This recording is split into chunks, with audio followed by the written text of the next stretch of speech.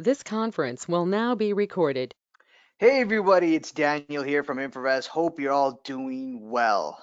So I got an interesting video for you guys. I want to talk about GDP versus GDI. Some very interesting numbers, very interesting economic metric to gauge how the US economy is doing. Okay, we're going to look at the US economy. Now, when you look at GDP and you look at the numbers, they're not doing that bad, right? They're painting the narrative that everything is fine right now, right? And that's the thing with GDP, it can be a little bit lagging and it doesn't really depict the real scenario of what's going on real time. And you might see the two consecutive of negative GDP numbers come in later on, which basically signifies when you do get two negative quarters of GDP signifies a recession, right? Which which we're still waiting to see. Now, some argue that hey, we got that last year, so that's the recession, and it's totally over. Some are like, no, that's just a little blip, and actually the government came out and said that hey, we changed our definition of of a recession, so that's not actually a recession. Some are saying that, hey, we are actually in a recession right now.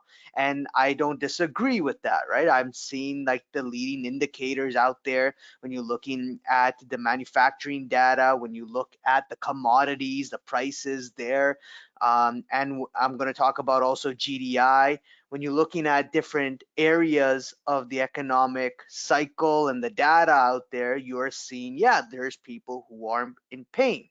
And very interesting in my last video where I talked about Canada, talked about how they could do another rate hike in September or the end of the year for this year. I got an interesting comments that saying that, hey, Daniel, are you living in a bubble? Do you not see that the economy and the people are in pain? Right, and the numbers are not lagging. Well, actually, in my channel, if you go on my YouTube channel and look at every single video, I talk about that people are in pain. I talk about that, hey, we actually might be in a recession.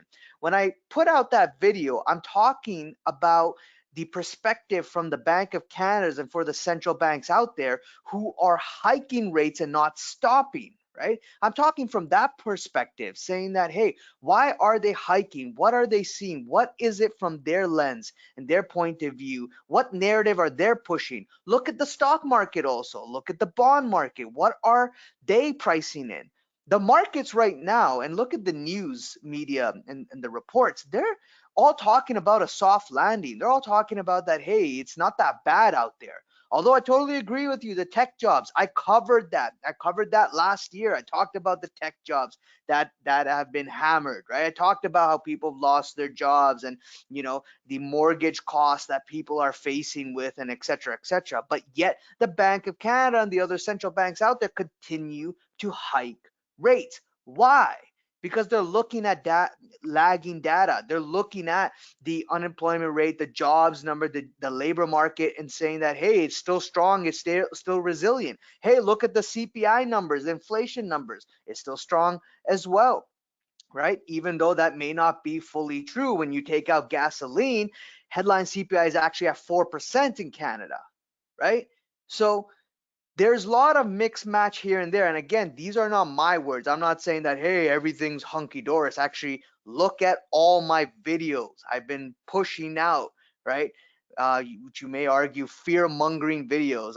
And I don't mean to do that on purpose. I'm just bringing out the light and showing people that, hey, what is actually happening in the economy and what these guys are thinking, how they could push the narrative that they need more rate hikes, which eventually is really going to screw things. And when I say the shit hitting the fan and when things are going to get screwed, it's when, yes, finally those lagging indicators start to show really contractionary, recessionary signals, the unemployment rate, skyrocketing, the jobs numbers getting worse, and then it causes the central banks to do something about it. Right now, they're not. In fact, they will maybe hike rates and then afterwards go on a pause for some time. Doesn't mean that they're going to cut rates because, some people have lost jobs. As sad as that sounds, they're not going to cut rates right away because they do that when you look at history, whenever things get really, really worse off. So check out that video if you haven't already. Check out my channel. I talk about a lot of these indicators as well. And you can just search it up if you just go on InforVest on the profile page, and you'll find that Canada video where I discussed about how they could see another rate hike in September or by the end of the year. Now, let's move on. Let's talk about GDP. Let's talk about GDI. I got an interesting article here from Bloomberg as well that talks about these US economic gauges. We're going to also look at from the Fed website, the St. Louis Fed website, the Fred graph, looking at the difference between the GDP, GDI, GDP being lagging right now, GDI telling a completely different story. Now, before we get into that, what is GDP? What is GDI? So I'm going to share my screen here, and I'm going to pull up the definition. And so let's go on investopedia.com, and it gives a very good definition here. What is gross domestic income, GDI, right? You might have heard of GDP, gross domestic product, but what is GDI, right? Gross domestic income is a measure of a nation's economic activity that is based on all the money earned for all the goods and services produced in the nation during a specific period, right? So you're focused on income being generated within the country, how much money is being generated, versus GDP, right? In theory, GDI should be identical to GDP, a more commonly used measure of a country's economic activity, right? So GDP has to do with how the how the economy is doing, the economic health, right? What's being produced, tracking the revenue, tracking the production out there, people spending, the consumption, et cetera, versus GDI looks at, hey, the income, the money that is being made, right? Although they tend to be very identical, which means that they should move together, right? When GDI comes down, GDP should come down. When GDI goes up, GDP should go up, right? As it says here in the investing.com website. However, the different sources of data used in each calculation lead to somewhat different results. So you can get that. Sometimes you get the different results because, yes, it is being calculated somewhat differently, and we'll look at the calculation shortly here. Now, generally, GDP tends to be more reliable metric as it's based on fresher and more expansive data. Some may argue against that, some may agree with that, right? It's totally up to you. I think the GDI gives you more of a clear picture, a better picture than the GDP because, hey, think about it, right? GDI, which looks at the income. If income is being disrupted, your income's being disrupted, or less income's being produced, then you're going to spend less, which is going to affect the GDP. There's less production, less need to hire people, to take on more cost, et cetera, right? So that should affect the GDP. So that's why I kind of like the GDI better than the GDP, because it gets right to, hey, are you making more income? Are you making less? Are people being affected, et cetera, et cetera? How the wages doing, right? So GDI, GDP, so key takeaways, GDI, GDP are two slightly different measures like we already discussed. GDI counts what all participants in the economy make or take in, like I was saying, the income, right? So what does that mean, make and take in? That's the wages, that's the profits, that's the taxes, right? GDP counts the value. Now GDP, different than GDI, GDP counts the value of what the economy produces, right? So this is what's being produced in the economy, the health of the economy, how is it doing? So like, for example, the goods, the services, the technology, how is that turning out, and how is that playing out when it comes to the GDP numbers, right? So when we scroll down here, you get the nice calculation, GDI and GDP. So GDP, start off with, is consumption plus investment plus government purchases plus exports minus imports. So GDP looks at, okay, how much people are consuming things, buying, right? The consumer spending. Consumer spending is a huge component of GDP. If consumer spending is going down, GDP will drop. If consumer spending is going up, then yeah, GDP will go up, right? And what causes people to spend? Well, if you make more income, you got more money, whether through stimulus or through higher wages, et cetera, subsidies, whatever it is, grants, government help, bailouts, whatever it is, then yeah, you're gonna see a better GDP number. Another component is investment, how much investment's going into the country and into certain goods, products, facilities, et cetera.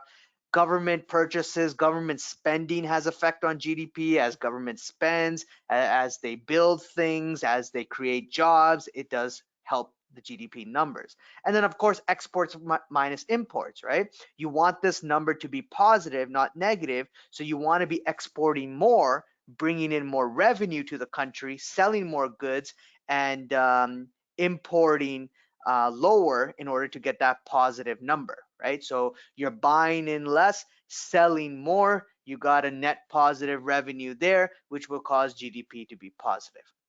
Now, what about GDI?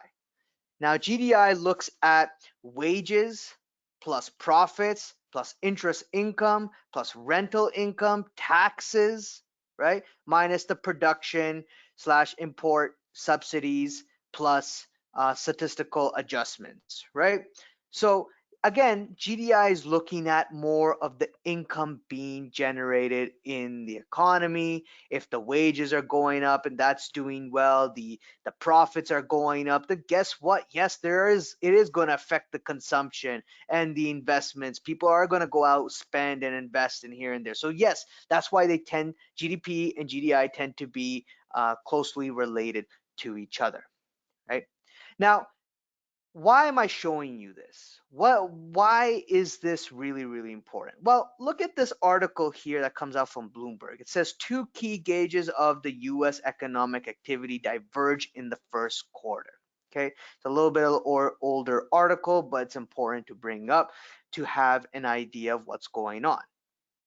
Right. So it says here gross domestic product rose at a revised 1.3% annual pace in the first quarter, up slightly from the government's previous estimate. However, a gauge of income generated and cost incurred from producing goods and services, known as GDI, like we talked about, gross domestic income, decreased 2.3% after falling 3.3%, the worst back-to-back declines since the start of the pandemic, right? So and here they have it, the metric, the chart, right? Look at GDP. First quarter of 2023 positive.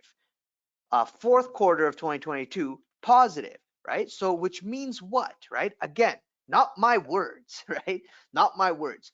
Which means according to the definition that hey, if you got 2 quarters of positive GDP, you're not in a recession, right? You got to have 2 quarters of negative GDP in order to define that as, yes, a recession. So GDP is not telling us we're in a recession, but look at GDI. GDI, very interesting metric here. The fourth quarter of 2022, minus 3.3%, versus the first quarter, which is minus 2.3%. So you got 2 quarters of negative GDI, which is telling you, hey, that's recession. That's recession right there, right? So the GDP is not telling you you're in a recession. It was looking like everything's fine. The central banks are saying the economy is resilient. Your governments are telling you the economies are resilient, right? They're coming out and saying, hey, people can handle the situation. Americans can handle the situation. Canadians can handle the situation. The Europeans can handle the situations. The economy is robust. It's totally fine. Yet the GDI is negative and telling a complete different story. Now, if you take the average of both of these, you see that average of GDP and GDI, since they tend to be quite close to each other, so let's take the average, they're actually negative, right? So even taking into consideration the positive GDP numbers with the negative GDI, you've got 2 negative quarters of average GDP and GDI. Again, recession, recession, recession. Now, consumer spending is showing some strength there. Again, that's where you'll get the governments and everyone pushing the narrative. Look, spending is still strong. This is still doing well, etc., etc. Economy is totally fine. So when you scroll down in this chart here, it says that American consumers continue to spend on the back of strong labor market in early months of the year. Consumer spend was revised higher, 3.8% rate, according to the Commerce Department's figures published Thursday. Household spending on services were firmer than initially estimated, right? So again, telling you the narrative, things are fine, blah, blah, blah, blah, blah, when actually it may not be, right? Again, the central banks out there, your leaders out there, are not going to move and make a change or pivot what everyone is anticipating, this pivot, until things really hit, when the shit hits the fan, when things get worse off, right? So again, that means these, yeah, lagging numbers getting worse off. The unemployment, the labor market, yeah, which, may take time to show, coming worse off, right? So again, it says, if you scroll down, the housing sector posted 8 straight quarterly declines. So you've seen housing paying their business investment and equipment shrank for a second quarter. Sharp downward revision to fourth quarter GDI reflected much weaker, and the reason why you're getting the weak GDI is because of weaker wages, weaker salaries than previously estimated. But look at the non-farm payrolls report, look at the wages component of certain data points. They're still strong, they still look resilient, they still look fine. And the US central bank are telling us that, hey, things are still fine and wages are still strong, and we gotta continue to fight inflation. And like also what Bank of Canada said, we could see inflation higher up there until 2025, and by 2025 we finally get to 2.1%, which is about 0.1% higher than our 2% target.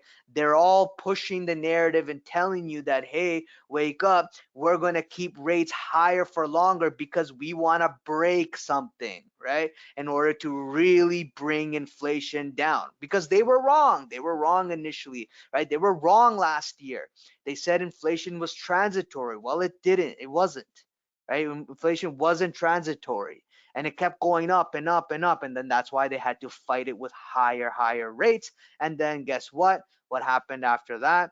Well, then you finally started to see inflation come down, and they don't want to screw up again. That's why they're going to keep doing QT and keep the tightening in the economy, right? So you can read up on this article more if you like. I'll leave the link in the description so you can read up on it. Now I want to go to this Fred graph here.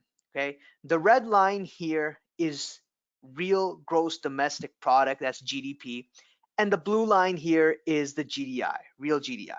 Okay, notice that in 2008 the real GDI was basically coming down first, right? If you go back here, the start of the second quarter of 2007, look at the blue line.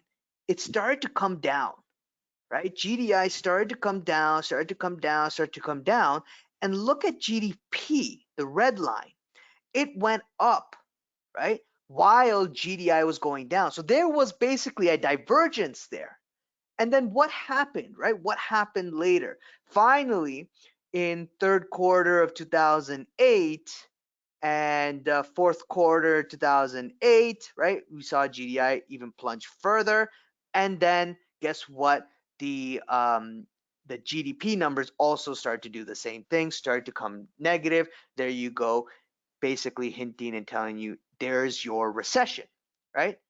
Now look at today's numbers here, right? Now, before I get to today's, you can see COVID's numbers here. You could see that, okay, in this scenario, this is a one-off here because you had a self-induced recession here, it was created by the government, because they told you all to stay home and mask up and work from home, right? So we're going to ignore this. But look at the current GDP versus GDI, right?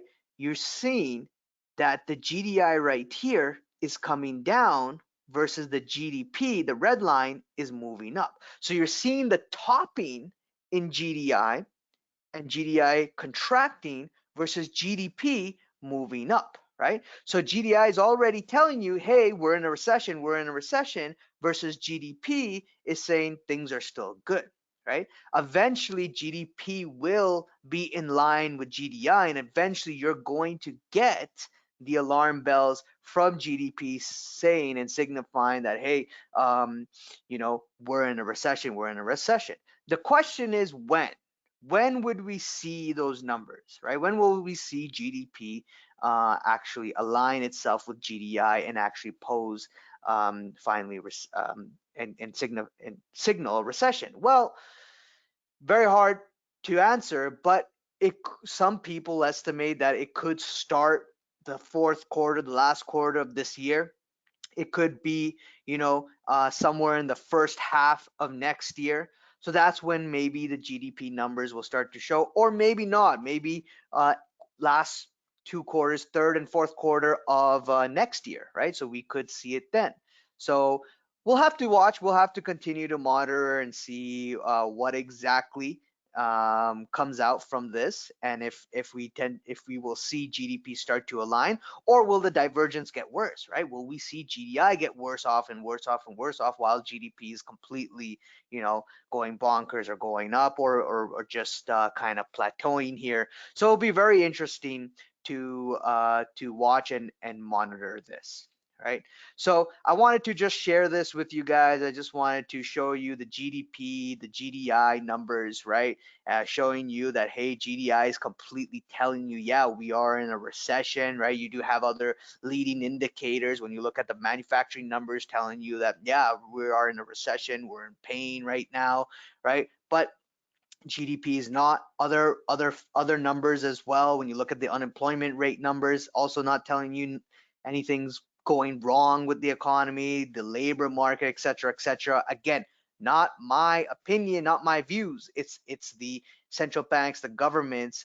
Don't shoot the messenger. I'm just the messenger here telling you and how they're communicating and how the markets are reacting to it, right? If you look at the stock market, you look at the bond market, right? Especially the stock market is just going up and going up and going up, basically on the idea and the hype of this soft landing. And even the bond market too, right? The bond market is staying where it is, not much movement. The bond market is also thinking that, hey, maybe this is a soft landing. I don't agree with that, right? My views is this is not a soft landing. I think this is definitely a hard landing, and there will be eventually some time where we will start to really see that, right? Maybe at the end of this year, maybe sometime next year. Anyways, let me know what you guys think. Leave a comment below, subscribe, hit the like button, the bell icon to be notified on the next video, and I'll see you guys around. Cheers, bye.